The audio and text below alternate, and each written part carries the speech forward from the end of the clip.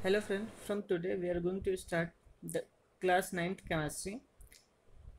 Uh, Today is the first chapter of the class 9th chemistry according to a book, and the first chapter's name is Matter Surrounding Us. So here we are going to start matter surrounding us. This topic already you have studied in the last previous classes also, because this topic continues from class 6. Already you have studied in class 6, 7th, 8th, and then now we are going to start this chapter in the class 9. So now the first chapter name of the class 9th is matter surrounding us, and the chapters we are going to start the chapter matter. The chapters name is, chapter का नाम कहता है matter surrounding अस, हमारे चारों तरफ पदार्थ. So firstly हम discuss करेंगे यहाँ पे कि मैटर होता क्या है. क्योंकि क्या होता है, चैप्टर को पहले जो नेम है, नेम को समझना इट इज़ वेरी रिक्वायर्ड. अगर नेम ही हमें समझ में नहीं आएगा तो हम चैप्टर को अच्छे से रीड नहीं कर पाएंगे. तो चलिए हम पहले स्टार्ट करते हैं मैटर समझने से कि मैटर होता क्या है. आपको स्क्रीन पे दिख रहा होगा, यहाँ पे स्क्रीन पे आपको दिख रहा होगा कि मैटर की यहाँ पे डेफिनेशन लिखी हुई है. ये मैटर लिखा हुआ है यहाँ पे, और यहाँ पे डेफिनेशन में लिखा है all substances around us which has mass and occupy space is called matter. ये बता रहा है कि हमारे आजू बाजू, हमारे सराउंडिंग में जो भी चीज़ें हैं when ever it is living being और नॉट लिविंग बीइंग, जो भी चीज़ें हैं वो मैटर कहलाती हैं. बस इसमें दो चीज़ें बता रहा है कि उसका मास होना चाहिए, वो जो सब्सटेंस है उसका मास होना चाहिए, और वो प्लेस ऑक्यूपाई करना चाहिए, मतलब उसका खुद का भार होना चाहिए, तथा वो प्लेस जगह घेरनी चाहिए. अगर आपको ऐसी कोई चीज़ दिखती है जिसका खुद का भार है, खुद का मास है, और जो जगह घेरती है, प्लेस ऑक्यूपाई करती है, तो मैटर है. When ever it is living being and not living being, अगर उसका मास है और वो स्पेस ऑक्यूपाई करती है तो वो क्या है, वो मैटर है. अब ये पेन हो सकता है, पेंसिल हो सकता है, एयर हो सकती है, वुड हो सकता है, ट्री हो सकता है, ह्यूमन बीइंग हो सकता है, एनिमल हो सकता है. कुछ भी जो लिविंग बीइंग हो, नॉन लिविंग बीइंग हो, जो प्लेस ऑक्यूपाई करता हो, जिसका खुद का वेट हो, मास हो, वो मैटर कहलाता है. अब आपके सराउंडिंग में भले वो हवा है, पानी है, आदमी है, औरत है, बुक्स है, कॉपीज है, साइकिल है, बाइसिकल है, कुर्सी है, काउच है, जो भी है सब कुछ मैटर है, क्योंकि सबका खुद का मास है और वो प्लेस पे ऑक्यूपाई करता है. यहाँ पे नीचे आप देखेंगे एग्जाम्पल में लिखा है animals, human, would, iron etcetera. मतलब ये सब मैटर है, और इसके अलावा आपके आजू बाजू जो भी दिखता है वो सब मैटर है. अब यहाँ पे एक पॉइंट लिखा हुआ है matter is formed by the tiny particles called atom. अब यहाँ पे आपको दिख रहा है और वो बताया जा रहा है कि मैटर क्या होता है. तो मैटर जो होता है वो बहुत ही छोटे छोटे पार्टिकल से मिलकर बनता है, जिसे हम क्या कहते हैं, एटम्स. मतलब बहुत ही छोटे छोटे पार्टिकल से मिलकर बनता है, जिसे हम क्या कहते हैं, एटम. हिंदी में इसे अणु कहा जाता है. एटम से मिलकर मैटर बनता है. अब पहले हम डिस्कस करते चलते हैं कि ये मैटर, ये एटम क्या होता है. अब देखिए एटम क्या होता है, तो यहाँ पे आपको डेफिनेशन दिख रहा होगा, स्क्रीन पे लिखा जा रहा है atom is a tiniest non living particle. फिर से मैं पढ़ देता हूँ, atom is a tiniest non living particle. क्या बताया जा रहा है, नॉन लिविंग पार्टिकल होता है एटम. इसे आप ऐसा कंसिडर मत कीजिएगा कि लिविंग पार्टिकल होता है. लिखा जा रहा है atom is a tiniest non living particle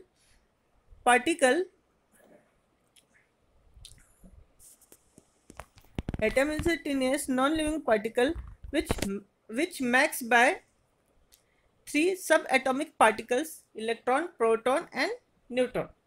मतलब बताया जा रहा है कि एटम क्या होता है. तो एटम एक बहुत ही छोटा से छोटा पार्टिकल होता है, जो हम शायद ऐसे नेक्ड आई से नहीं देख पाएंगे.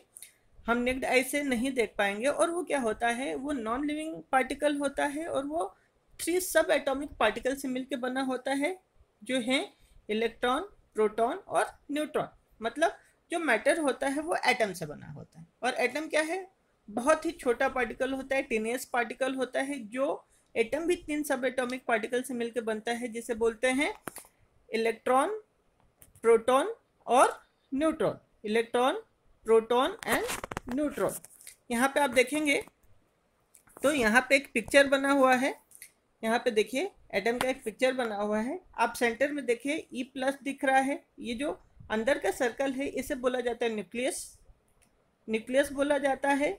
जो अंदर सर्कल है इसे न्यूक्लियस बोला जाता है। और ये जो आउटर सर्कल आपको दिख रहा है, ये जो आउटर सर्कल आपको दिख रहा है, इसे बोलते हैं ऑर्बिट। अब देखिए न्यूक्लियस में प्रोटॉन और न्यूट्रॉन से मिलके न्यूक्लियस बनता है और इसके न्यूक्लियस के चारों तरफ इलेक्ट्रॉन रिवॉल्व करता है और इसी स्ट्रक्चर को बोला जाता है एटम। और एटम क्या होता है, एटम से मैटर बनते हैं। अब चलिए एटम हमने डिस्कस कर लिया, तो हम बात करते हैं एटम के बाद से मॉलिक्यूल। मॉलिक्यूल क्या होता है, तो यहाँ पे देखिए आपको दिख रहा है, हम बात कर रहे हैं मॉलिक्यूल की। हम बात कर रहे हैं किसकी, मॉलिक्यूल की। और यहाँ पे आपको दिख रहा है कि लिखा हुआ है विद 2 और मोर देन 2 सिमिलर और dissimilar atom combined together form molecules. क्या बताया जा रहा है, जब 2 या 2 से ज़्यादा सिमिलर या डिसिमिलर जब एटम साथ में कंबाइन होते हैं तो उसे क्या बोला जाता है, मॉलिक्यूल।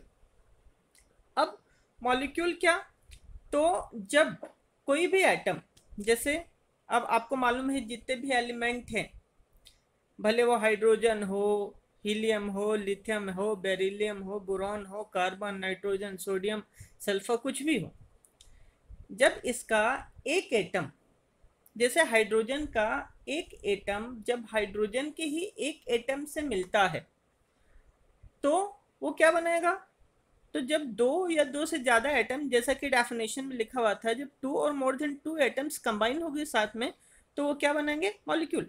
मतलब हाइड्रोजन का जब एक एटम हाइड्रोजन के ही दूसरे एटम से मिलता है तो भी मॉलिक्यूल बनाएगा। जब ऑक्सीजन का एक एटम ऑक्सीजन के दूसरे एटम से ही मिलता है तो वो क्या बनाएगा, मॉलिक्यूल बनाएगा। या जब सोडियम का कोई एटम जब क्लोरीन के एटम से मिलता है तो वो भी क्या बनाएगा, मॉलिक्यूल बनाएगा। अब क्या होता है, मॉलिक्यूल 2 टाइप के होते हैं। पहला जो टाइप होता है मॉलिक्यूल का वो होता है सिमिलर मॉलिक्यूल्स। क्या होता है, सिमिलर मॉलिक्यूल्स। अभी सिमिलर मॉलिक्यूल क्या होते हैं, जब when atoms with 2 or more than 2 atoms combined with the similar atoms it is called similar molecule। मतलब क्या कि जब 2 या 2 से ज़्यादा जब एक ही तरीके के एटम साथ में कंबाइन होते हैं, जुड़ते हैं तो मॉलिक्यूल बनाते हैं और उसी मॉलिक्यूल को बोलते हैं सिमिलर मॉलिक्यूल। जैसे H2, O2, N2 एक्सेट्रा। अब हम बात करते हैं डिसिमिलर मॉलिक्यूल की। डिसिमिलर मतलब जो एक जैसे ना हो। डिसिमिलर मतलब एक जैसे ना हो, मतलब कोई एटम अलग एलिमेंट का तो कोई एटम अलग एलिमेंट का। ऐसे जब मॉलिक्यूल बनते हैं, जब 2 और मोर देन 2 डिसिमिलर एटम जब साथ में कंबाइन होते हैं तो वो डिसिमिलर मॉलिक्यूल्स बनाते हैं। जैसे यहाँ पे आपको दिख रहा होगा स्क्रीन पे NaCl, फिर आपको दिख रहा है H2O, H2SO4, KMNO4। ये सब कुछ क्या है, आपको दिख रहा है कि यहाँ पे NaCl, Na सोडियम का अलग एटम और क्लोरीन का अलग एटम, तो 2 अलग अलग एटम साथ में कंबाइन हो रहे हैं तो डिसिमिलर मॉलिक्यूल बनाया। जैसे यहाँ पे आपको दिख रहा है हाइड्रोजन का अलग एटम और यहाँ पे आपको दिख रहा है ऑक्सीजन का अलग एटम, फिर दो अलग अलग एटम जुड़े, अलग अलग टाइप के एटम साथ में जुड़े, तो इन्होंने क्या बनाया, डिसिमिलर मॉलिक्यूल्स बनाए, तो इसी को बोलते हैं डिसिमिलर मॉलिक्यूल्स। मतलब अभी मुझे ऐसा भरोसा करता हूँ कि आपको समझ में आया होगा कि मॉलिक्यूल्स क्या होते हैं, सिमिलर मॉलिक्यूल्स क्या होते हैं और डिसिमिलर मॉलिक्यूल क्या होते हैं। अभी तो क्या है, ये चैप्टर का बेसिक चल रहा है, अभी तो हमने चैप्टर स्टार्ट नहीं किया। हमने सोचा कि एक बार 6 के जो बेसिक्स हैं हम पहले एक बार थोड़ा रिवाइज कर ले, फिर हम उसके बाद से अभी चैप्टर चालू करेंगे। चलिए, इसके बाद से जब हमने एटम सीख लिया, मॉलिक्यूल सीख लिया, तो उसके बाद से हम स्टार्ट करने जा रहे हैं कैरेक्टरिस्टिक ऑफ मैटर। अब मैटर की कैरेक्टरिस्टिक क्या होती है, उसकी प्रॉपर्टीज कैसे होते, कैरेक्टरिस्टिक्स कैसे होते हैं, तो चलिए स्टार्ट करते हैं। बताया जा रहा है, अब मैटर के कैरेक्टरिस्टिक को डिस्कस कर रहे हैं, तो पहला लिखा जा रहा है, matter is the composed of the small tiniest particle called the molecules. अभी हमने जस्ट डिस्कस किया कि मेटल क्या होता है, स्मॉल पार्टिकल से, स्मॉल एटम से मिलकर बना होता है, और जब दो या दो से ज़्यादा स्मॉल एटम, जब दो या दो से ज़्यादा एटम सिमिलर और डिसिमिलर साथ में जुड़ते हैं तो मैटर बनाते हैं। वो क्या बनाते हैं, मैटर बनाते हैं। अब एटम, अकेला एटम तो मैटर बनाएगा नहीं, क्योंकि वो तो बहुत छोटा होता है। एक एटम दूसरे से जुड़ेगा, दूसरा तीसरे से जुड़ेगा, तीसरा चौथे से जुड़ेगा, ऐसे ही करते करते करते करते वो उसका स्ट्रक्चर बड़ा होता जाएगा, और जब उसका स्ट्रक्चर बड़ा होगा तो वो क्या बनाएगा, मैटर बनाएगा। तो फर्स्ट पॉइंट यही लिखा जा रहा है कि matter is compose of the small tiniest particle called the molecule. मतलब मैटर का जो सबसे छोटा पार्टिकल रहेगा उसे हम क्या बोलेंगे, मॉलिक्यूल। चलिए सेकेंड पॉइंट की बात करते हैं।